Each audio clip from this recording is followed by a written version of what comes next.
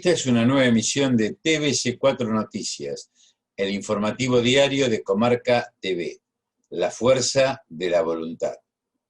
Estas son las novedades.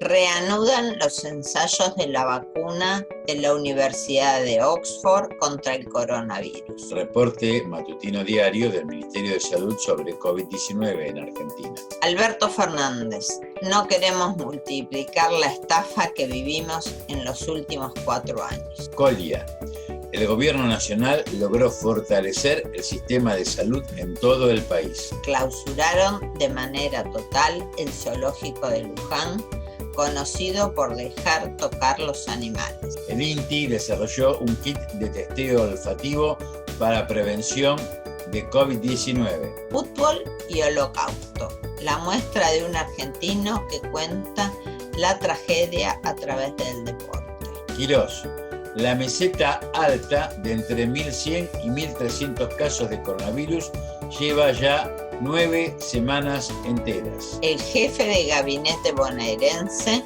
le pidió al intendente de Tandil que cumpla con la ley. Asesinan a una mujer de un disparo en la cabeza durante un asalto en San Miguel de Tucumán. El gobernador Melella celebró obras viales y de saneamiento para Tierra del Fuego.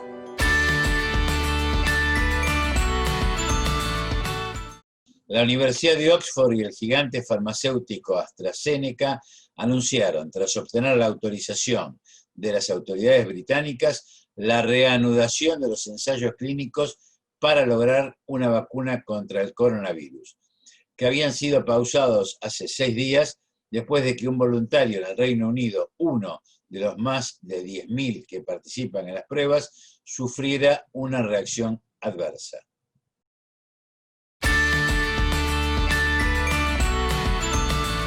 Damos lugar al reporte matutino diario del Ministerio de Salud sobre COVID-19 en Argentina. En el día de ayer se confirmaron 11.674 nuevos casos de COVID-19, 59% corresponden a la región AMBA, 9.7% a Santa Fe, 5.8% a la provincia de Córdoba y 2 provincias no notificaron casos. El total de los casos confirmados desde el inicio de la pandemia en Argentina es de 589.012 casos, 13 de los cuales corresponden a las Islas Malvinas. 12.229 son los fallecidos que se han notificado como confirmados con COVID-19, con una letalidad de 2,1%, con una tasa de mortalidad de 267 personas por millón de habitantes. Y cuando analizamos los días según fecha de fallecimiento y no según fecha de reporte, el día que Argentina ha notificado al momento un número más importante de fallecidos fue 24 del 8, el 24 de agosto, con 205 personas fallecidas. Y esa ocupación de terapia intensiva por cualquier causa, SARS-CoV-2 confirmado en estudio o cualquier otro motivo de internación a nivel global notificado por las jurisdicciones, a nivel nacional es de 59.9 la ocupación de las camas de terapia, a nivel AMBA es de 68.2 y cuando vemos también a nivel global provincial, en Río Negro es de 87%, Salta 83%, Neuquén y Mendoza 76%, Jujuy y Tucumán 75%, Ciudad de Buenos Aires 72%, Santa Fe 70%. En relación a los recuperados, el número de personas que han superado la infección por COVID-19 es de 456.347 personas.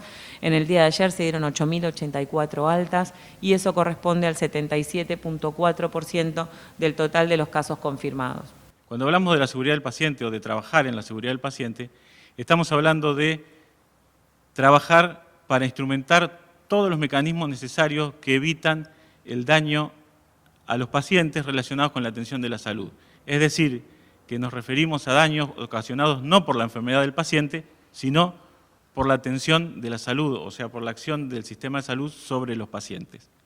Y cuando hablamos del derecho a la salud, hablamos de que la atención a la salud sea de calidad, sea equitativa, sea accesible, sea aceptable por el paciente y sea segura. Es decir, trabajar en la seguridad del paciente es trabajar con una perspectiva de derechos para todos los que consideramos que la salud es un derecho humano. El personal de salud está cansado, está agotado. Realmente están haciendo un esfuerzo titánico, enorme. Por lo cual, lo que quiero decir es que proteger a los trabajadores de la salud, cuando digo trabajadores de la salud, digo trabajadores de limpieza, de mantenimiento, técnicos, profesionales, los de gestión, todos, protegerlos y cuidarlos, porque proteger a los pacientes es proteger al personal de salud, y proteger al personal de salud es proteger a los pacientes. El presidente Alberto Fernández aseguró que el gran dilema en el modelo de país es, entre otros, los que creen en un Estado asociado al que produce y a los trabajadores y los que creen que es un país para pocos. Y tras reafirmar la postura del gobierno en favor de la producción y el trabajo, destacó la necesidad de no multiplicar la estafa de los últimos 4 años en alusión a la gestión de Cambiemos. La Argentina, el verdadero dilema está entre los que creemos que el Estado, asociado a los que producen y asociado a los que trabajan, podemos hacer un país que integre a todos, y los que creen que la Argentina es un país para pocos. Ese es el dilema. Ese es el dilema. Los que piensan que la Argentina es un país para pocos están convencidos que es mejor negocio tener el dinero afuera, invertido en paraísos fiscales, donde no pagan impuestos y se enriquecen. Hay otra Argentina de empresarios que sacan la plata de su bolsillo, que arriesgan, que se enorgullecen de conocer la historia familiar de cada uno de sus empleados y son felices de ver que las familias crecen también en las empresas que ellos o sus padres fundaron. Esa es la Argentina que nosotros queremos potenciar, no otra. No otra. Porque una Argentina que sumerge en la pobreza al 40% de los argentinos, porque quita el trabajo, porque promueve la especulación, esa es una Argentina que realmente sí le sirve a muy pocos, a muy pocos. Y nosotros queremos una Argentina que nos sirva a todos, que nos incluya a todos. En una sociedad se supone que todos ganamos lo que nos merecemos. Cuando en una sociedad alguien gana mucho y otros pierden mucho, eso no es una sociedad, eso se parece más a una estafa. Y la verdad nosotros no queremos multiplicar la estafa que hemos vivido en los últimos 4 años. Vinimos a ser otro país. El subsecretario de Gestión de Servicios e Institutos, Alejandro Colia, recordó que desde el inicio de la pandemia, el Gobierno Nacional logró fortalecer el sistema de salud en todo el país, con la duplicación de las camas de terapia intensiva y la puesta en funcionamiento de hospitales en el conurbano y de 12 hospitales modulares. En el marco del fortalecimiento del sistema sanitario federal, estrategia que se diseñó el presidente Alberto Fernández junto con el ministro Ginés y con todos los gobernadores, hoy transitamos la etapa de este vínculo con las distintas provincias, como bien planteaba Carla, y vale la pena recordar todo lo que se viene haciendo en función de fortalecer el sistema sanitario, en cuanto al aumento, a la duplicación de camas de terapia intensiva, incorporación de equipamiento, capacitación del recurso humano, también la puesta en funcionamiento de los hospitales de Esteban Echeverría, del Hospital de la Cuenca, Néstor Kirchner, el Hospital Favaloro, de Rafael Castillo, de La Matanza, también el Hospital de Ituzaingó y 12 hospitales modulares que realmente hicieron un importante aporte de camas, alrededor de 700 camas, con lo cual claramente se ha fortalecido el sistema de unidades de cuidados intensivos. En eso pudimos lograr que tanto en Río Negro, en Roca, en el Hospital Francisco López Lima, se pudiera aumentar la capacidad de respuesta desde el punto de vista de los trabajadores en función de resolver en parte lo que tiene que ver con el desgaste, el agotamiento y también poder escalar en la oferta de camas de terapia intensiva. Cuestión que es importante en cuanto a reducir la tensión y garantizar la accesibilidad a los servicios. Por otro lado, en Neuquén también, después de esas reuniones que tuvimos con las autoridades, incluso con el gobernador Gutiérrez. Pudimos también entender e interpretar que había una gran necesidad de incorporación de enfermeros para fortalecer el funcionamiento de uno de sus hospitales. El gobierno nacional clausuró por irregularidades el zoológico de Luján, que desde su creación, a mediados de los 90, fue conocido como el único del país que permitía el contacto directo con los animales, mientras que se espera que la justicia investigue las denuncias que realizaron organizaciones y vecinos sobre desapariciones y maltratos de la fauna del lugar. El presidente del INTI, Rubén Geneiro, y el jefe del equipo que desarrolló el kit, Fernando Pino, señalaron a TELAM que el test ya tiene su eficacia comprobada en pacientes voluntarios y sus resultados están listos en 2 minutos.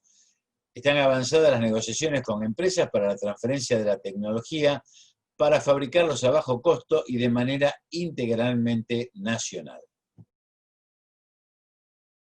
A principios de la pandemia, digamos, desde el INTI se nos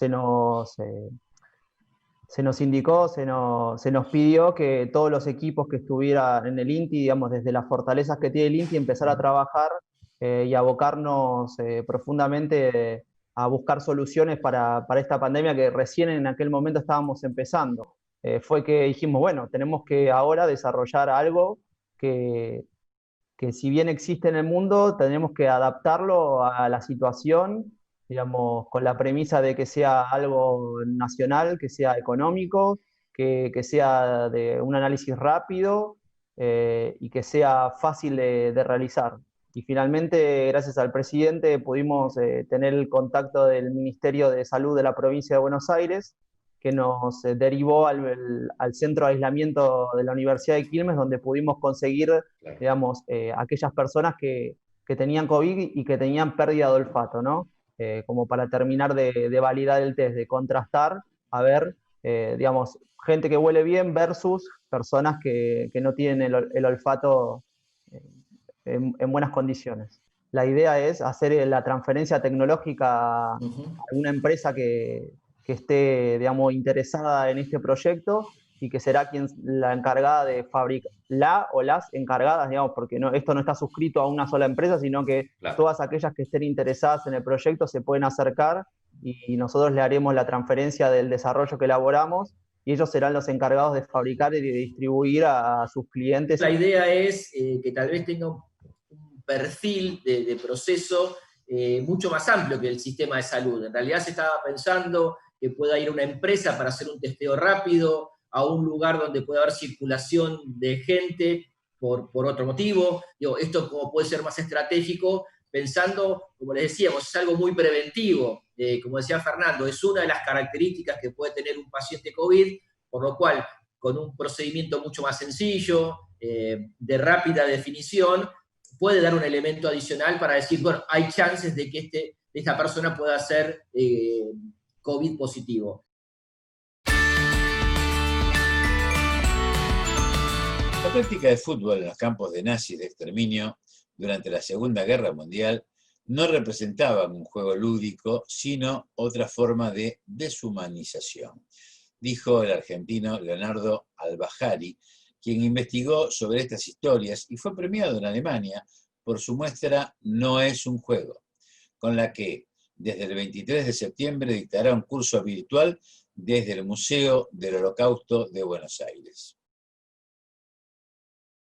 Siendo colaborador del Museo del Holocausto de Buenos Aires, le planteé al propio director la posibilidad de generar una muestra que cuente historias del fútbol durante el nazismo y el Holocausto y que en Argentina yo creía que iba a interesar y que íbamos a poder educar a las generaciones jóvenes sobre lo que era el Holocausto, pero bueno, utilizando esta herramienta tan cultural nuestra que era el fútbol. La práctica del fútbol en los campos de concentración y exterminio. Eso para mí yo no lo tenía tan cercano en el estudio. Cuando empiezo a escuchar testimonios, empiezo a ver documentación y se empiezan a repetir ciertas prácticas en los campos de concentración, en los campos de exterminio, me empiezo a preguntar, ¿cómo puede ser que en un lugar donde se mataba gente diaria, donde la gente se moría de hambre, de sed, por inanición, de calor o por enfermedades, también se jugaba el fútbol? Esa actividad tan vívida que nos da tanta alegría, ¿cómo puede ser que en un lugar tan oscuro se jugaba el fútbol? Y esa pregunta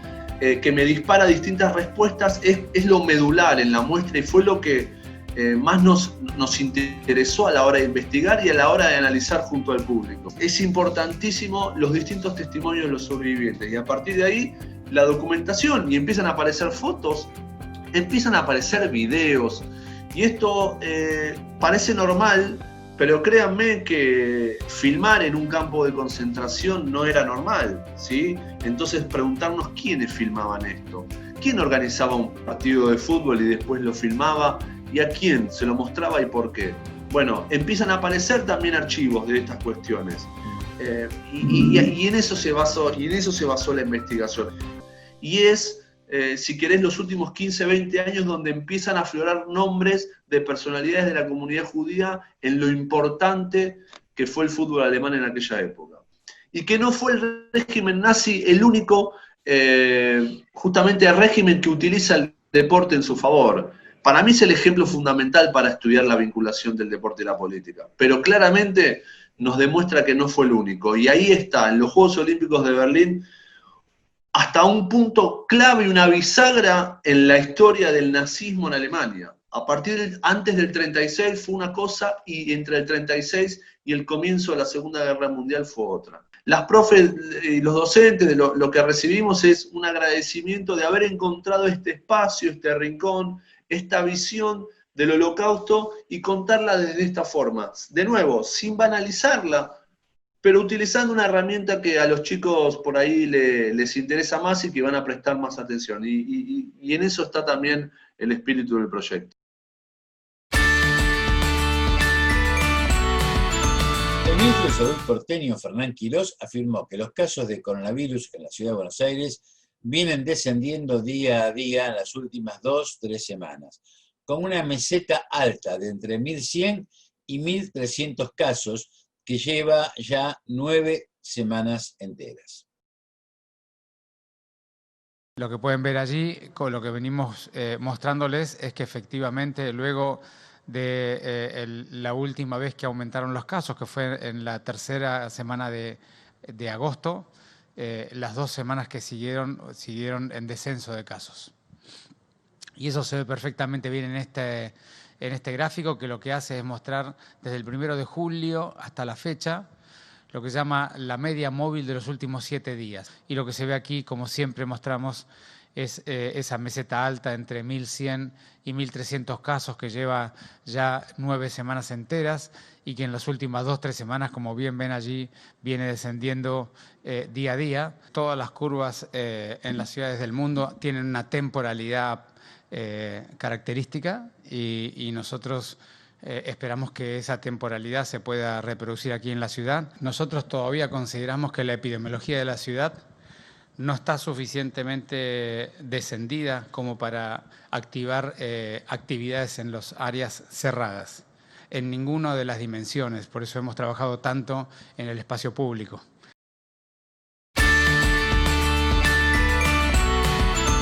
Carlos Bianco, jefe de gabinete del ministro de la provincia, criticó la decisión del intendente de Tandil por haber establecido un sistema de fases propio en medio de la pandemia de coronavirus, que derivó en un crecimiento exponencial de casos en solo una semana.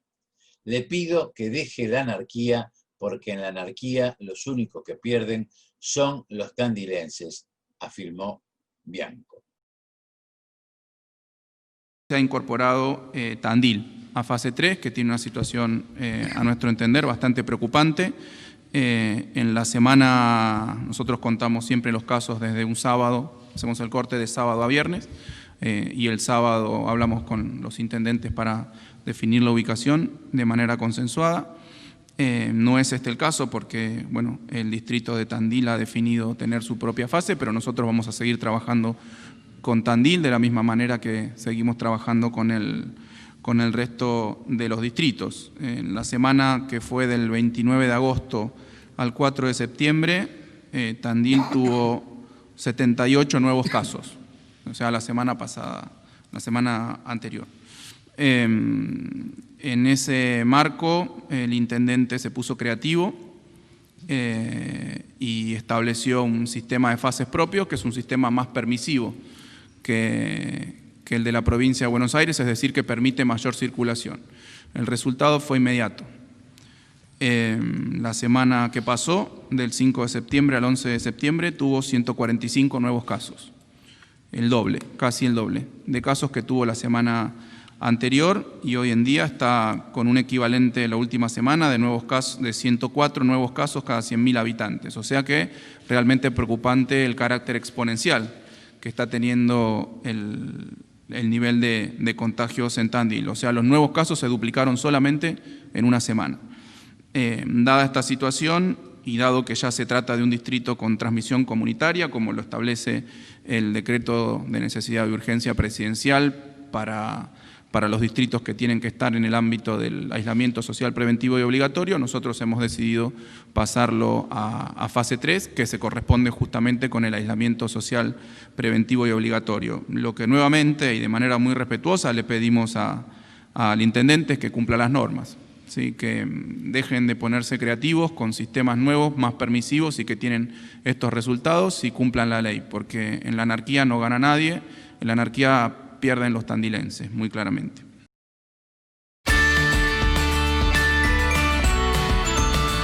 Una mujer de 52 años fue asesinada de un disparo en la cabeza cuando se encontraba dentro de una camioneta en la ciudad de San Miguel de Tucumán y fue asaltada por al menos 2 delincuentes que le robaron un bolso en el que aparentemente llevaba una importante suma de dinero, según informó el Ministerio Público Fiscal de la provincia.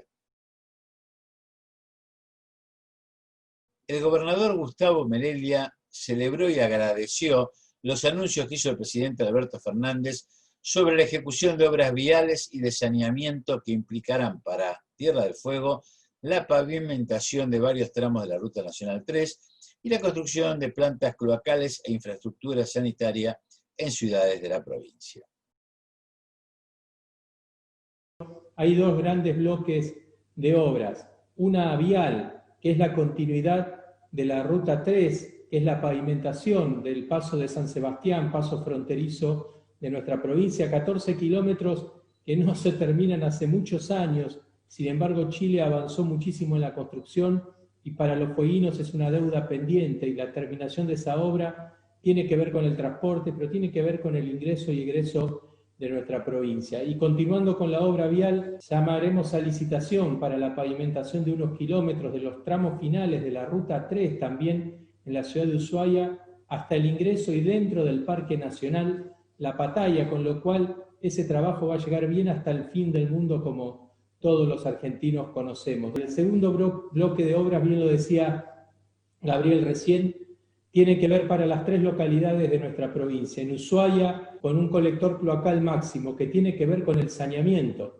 Tenemos una tierra privilegiada y, sin embargo, con distintos problemas de falta de saneamiento. Y ahí vamos a poder dar una solución definitiva. Pero también Ushuaia crece y necesita aumentar la producción de agua. Por eso es la ampliación también de una planta potabilizadora de agua y de una toma nueva de agua que va a llevar a producir el doble de esa planta. En el municipio de Tolwyn, en el corazón de nuestra isla, ahí sí que hace falta los servicios. Por eso se hace la ampliación de una planta potabilizadora de líquidos cloacales y la construcción de una nueva planta potabilizadora. Los vecinos de Tolwyn van a tener garantizado que el 100% de los servicios de cloaca van a estar tratados, cuestión que hasta el día de hoy no lo estaban. Y una gran obra para la zona norte de la isla, en la ciudad de Río Grande, la nueva planta de tratamientos de líquidos cloacales y emisario marítimo, que va a responder a más de 80.000 vecinos. Yo quiero celebrar y agradecer el trabajo conjunto con el Gobierno Nacional, con el Ministerio,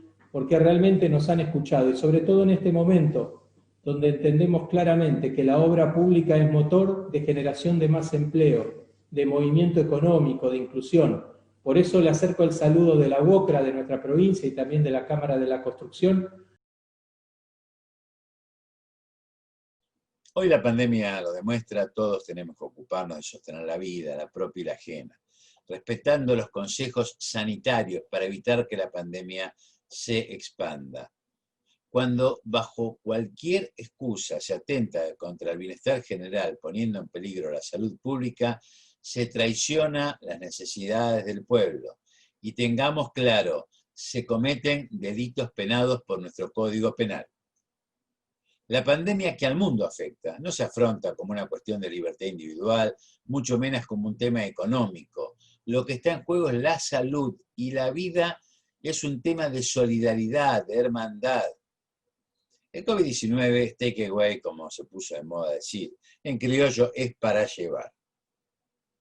No te confundas, no te dejes engañar, no lo vayas a buscar, no lo lleves a tu vida, a tu casa, a tu edificio, a tus vecinos, a tus seres queridos. Cuídate, cuídame, cuidémonos.